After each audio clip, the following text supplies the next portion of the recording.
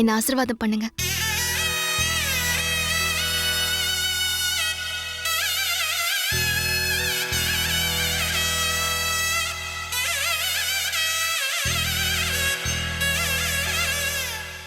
பூஜை நல்லபடியா முடிச்சிட்ட. அப்புறம் சமையல் தான். நீங்க கொஞ்ச நேரம் டிவி பார்த்துக்கிட்டே இருங்க, நான் சீக்கிரமா சமையல் ரெடி பண்ணிடுறேன். எப்படி? நான் டிவி பார்ப்பேன், நீ சமைப்பியா? புருஷனுக்கு வாய்க்கு ருசியா சமைச்சு போடுறது பொண்டாட்டியோட கடமை. அப்ப நான் தானே சமைக்கணும். நீ உன் கடமையை தாராளமா செய், நான் வேணான்னு சொல்லவே இல்லையே. தான் பொண்டாட்டிக்கு உதவி பண்றது ஒரு பொறுப்பான புருஷனோட கடமை. போய் 2 பேரும் சேர்ந்தே சமைக்கலாம் வா. என்னது? நீங்க சமையல் கட்டுக்கு வந்து எனக்கு சமையலுக்கு உதவி பண்ண போறீங்களா? நான் சமையலுக்கு உதவி பண்றேன்னு தானே சொன்னேன். அதுக்கே இவ்வளவு ஷாக் ஆகுற? அதெல்லாம் ஒண்ணு வேணாம் மாமா, நான் பாத்துக்கிறேன். நீங்க டிவி பார்த்துட்டு உட்காருங்க. அதெல்லாம் முடியாது. நான் என் பொண்டாட்டிக்கு ஹெல்ப் பண்ணி தருவேன். நீ வா, 2 பேரும் சேர்ந்தே சமைக்கலாம். ஹைதராபாத்ல பிரியாணி ரொம்ப நல்லா இருக்கும்னு சொல்லுவாங்க. அதுக்கு முன்னாடியே நம்ம சாப்பாடு சாப்பிட்டுட்டோம்.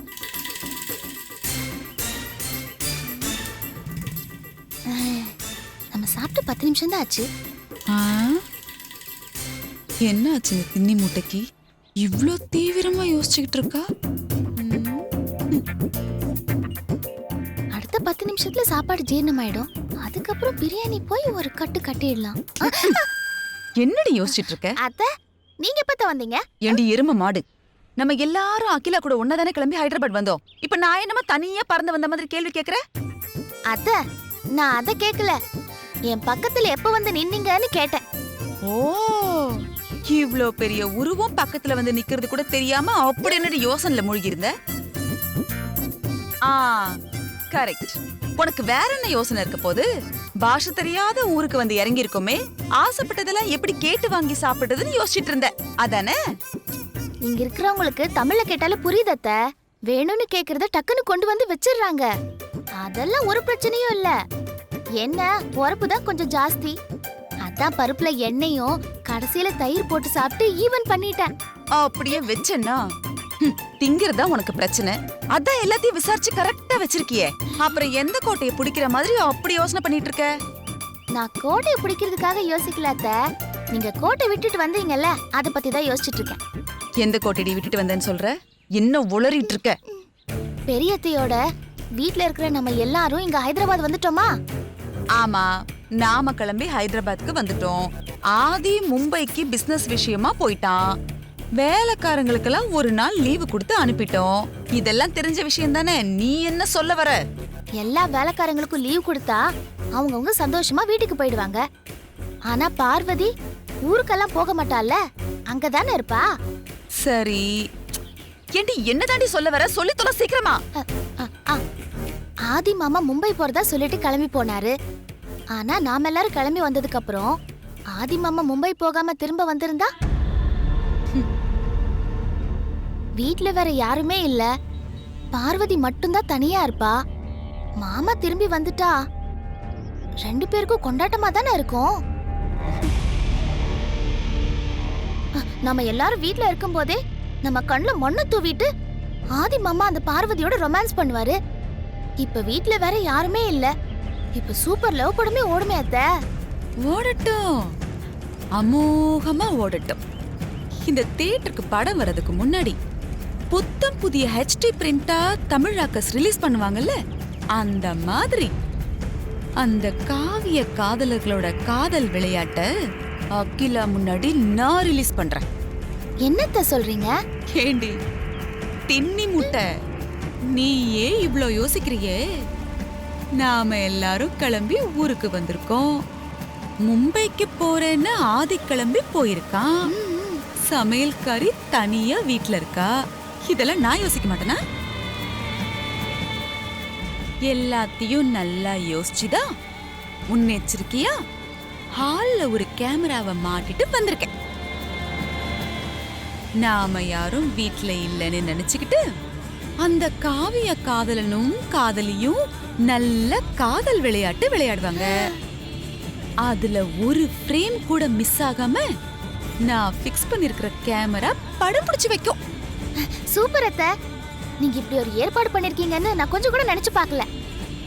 யாரும் எதிர்பார்க்காததை செய்யறது தான் வனஜா. இப்ப பாரு, சிவபெருமான் நெற்றிக்கண்ல பட்டு சாம்பலா எரிஞ்சு போன அந்த மன்மதன் மாதிரி என் கேமரா கண்ல பட்டு அந்த காவிய காதலர்கள் காதலும் சாம்பலாக போகுது.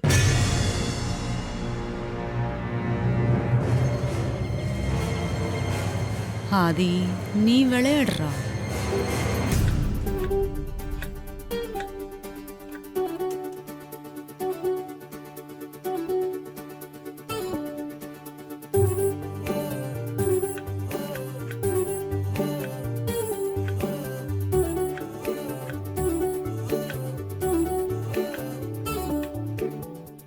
சின்ன சின்ன கண்ணசைவில் உன்னடிமையாகவா, செல்ல செல்ல முத்தங்களில் உன்னுயிரை வாங்கவா, லாலி லாலி நானும் துளி துளி.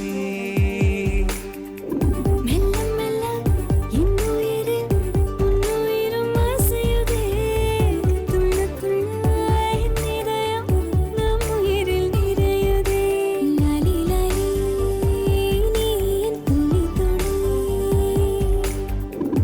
உன்னை அள்ளி ஏந்தியே ஒரு யுகம் போகவா, தலை முதல் கால் வரை பணிவிடை பார்க்கவா, லாலி லாலி நானும் துளி துளி. லாலி லாலி நீ என் துளி துளி.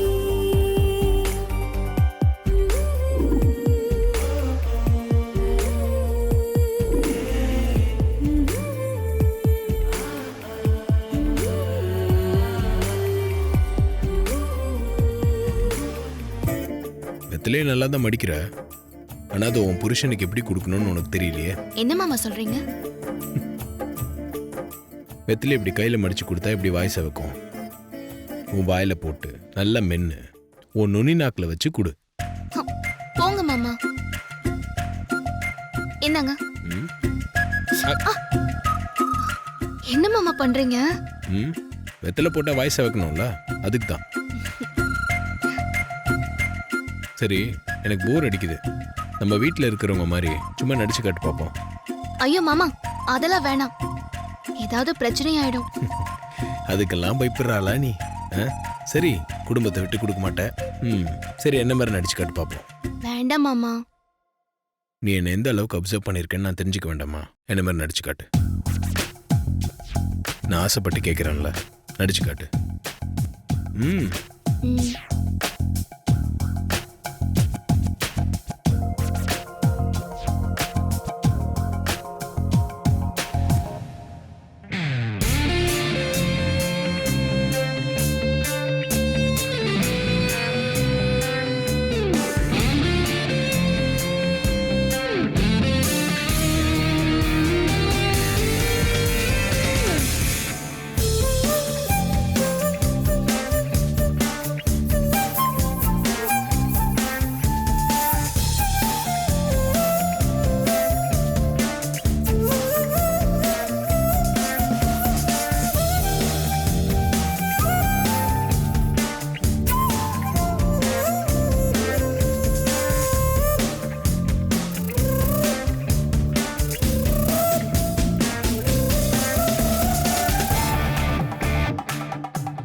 என்னம்மா பண்ற? போங்க மாமா. இதுக்கு தான் நான் பண்ண மாட்டேன்னு சொன்னேன். பரவாயில்லையே, என்ன நல்லா டீப்பா தான் வாட்ச் பண்ணிருக்க.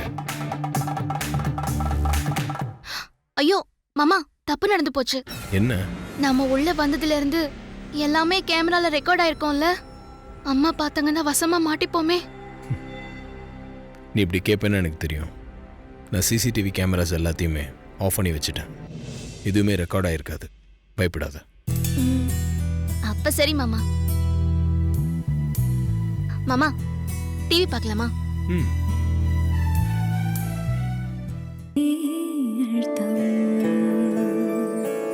நீதானே நீதானே என் நெஞ்சை தட்டும் சத்தம் அழகாய் உடைந்தே.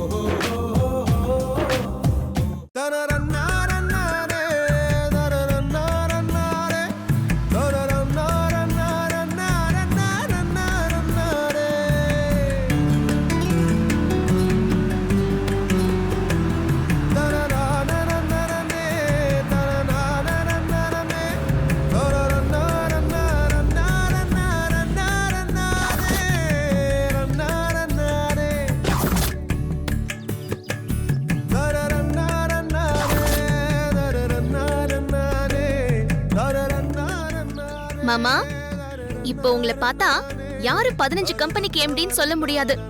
இந்த Dressல சூப்பரா இருக்கீங்க. இந்த மாதிரி வயல்வெளிலாம் பார்த்து எத்தனை நாள் ஆச்சு? சிட்டி லைஃப்பை பார்த்து பார்த்து போர் அடிச்சு போனேன் எனக்கு. பச்சை பசேல்னு இருக்கிற இந்த இயற்கை அழகை பார்க்கும்போது, சுத்தமான காற்றை சுவாசிக்கும் போது எவ்வளோ சந்தோஷமா இருக்கு தெரியுமா? கிராமத்து வாழ்க்கை சந்தோஷமே தனி மாமா. இன்னைக்கு முழுக்க முழுக்க அதை நீங்க அனுபவிக்க போறீங்க.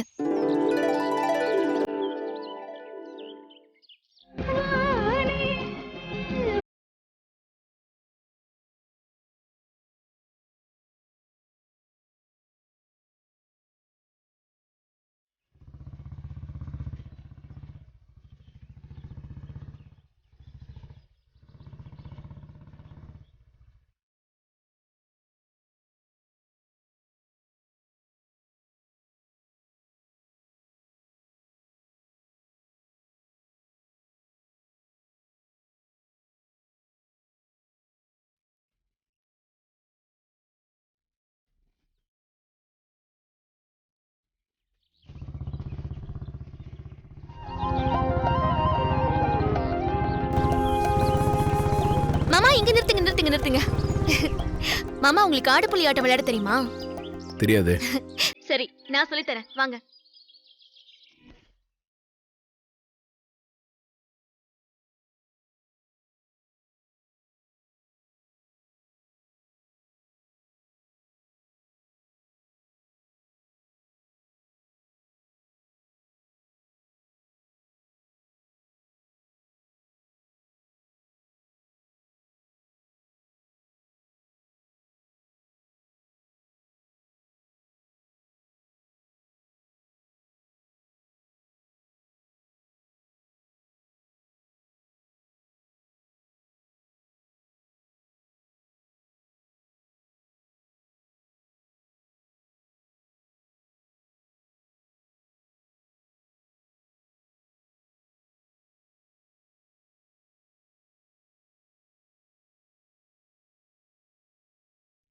நீதானே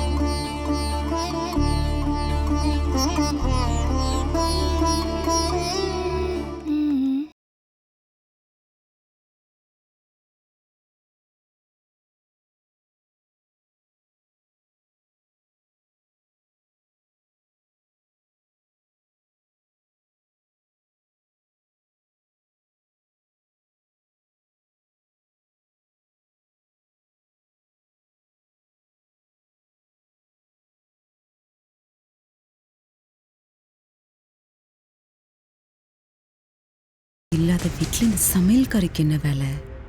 ஒருவேளை உமா சொன்ன மாதிரி ஆதி மும்பைக்கு போலையோ?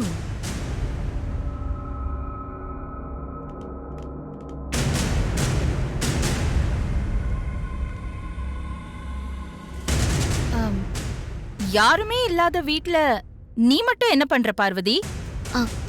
அது வீட்டை சுத்தம் பண்ணி விளக்கேத்த வந்தம்மா. ஆளே இல்லாத வீட்ல உன்னை யாரடி இதெல்லாம் செய்ய சொன்னது? சொல்லு வாய் திறந்து. வீட்ல ஆள் இல்லைன்னா கூட பார்வதி பொறுப்பா வேலை பார்த்திருக்கா. Very good Parvati. இப்படிதான் நீ எப்பவுமே பொறுப்பா இருக்கணும். நீ இப்படியே நம்பு. நைட்டு டின்னருக்கு என்னமா வேணும்? பார்வதி, சப்பாத்தி ஆனியன் தோசை பண்ணிடு. இல்லத்த, ஃப்ளைட்ல வரும்போது பசிக்கு அவங்க சாப்பிட எதுவும் கொடுக்கல, அதான் கேட்டேன். எனக்கு நைட் டிஃபன் வேண்டாம். கொஞ்ச நேரம் கழிச்சு எனக்கு ஒரு கப் பால் மட்டும் எடுத்துட்டு வா. ம் சரிங்கம்மா.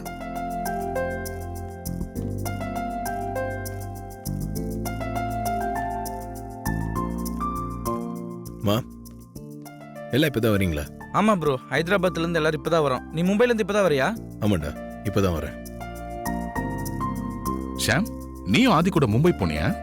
இல்ல அங்கிள், நான் ஆதி கூட மும்பை போல. ஜஸ்ட் ஏர்போர்ட்ல இருந்து பிக்கப் பண்ணிட்டு வந்தேன். போன வேலையெல்லாம் நல்லபடியா முடிஞ்சதா ஆதி? ஆ, நல்லபடியா முடிஞ்சதுமா.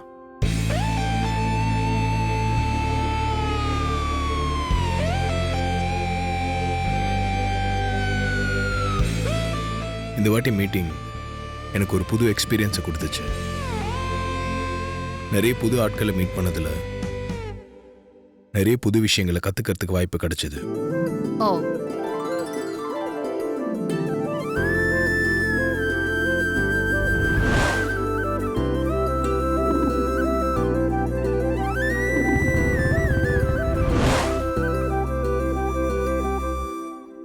இந்த மீட்டிங் என் லைஃப்ல மறக்க முடியாத மீட்டிங் கூட சொல்லலாமா? ஓகே ஆதி, நீ போய் ரெஸ்ட் எடு. நாங்களும் போய் ரெஸ்ட் எடுக்கிறோம். மத்ததெல்லாம் அப்புறம் பேசிக்கலாம். சரிம்மா. வரேன்.